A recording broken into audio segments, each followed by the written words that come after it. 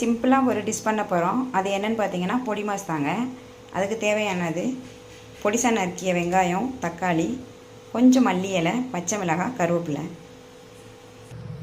இன்னும் சுடி ஏறிடுச்சு. கொஞ்சமாக சீரகம் போட்டுக்கலாம்.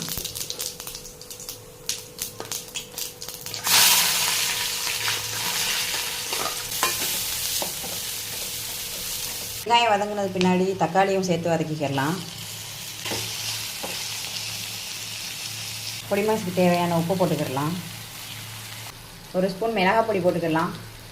இப்போ முட்டையை உடச்சி ஊற்றிக்கலாம்.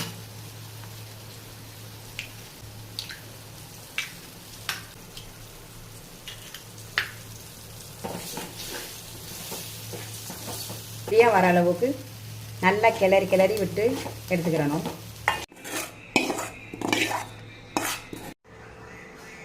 முட்டை பொடி மாஸ் ரெடி ஆயிடுச்சு.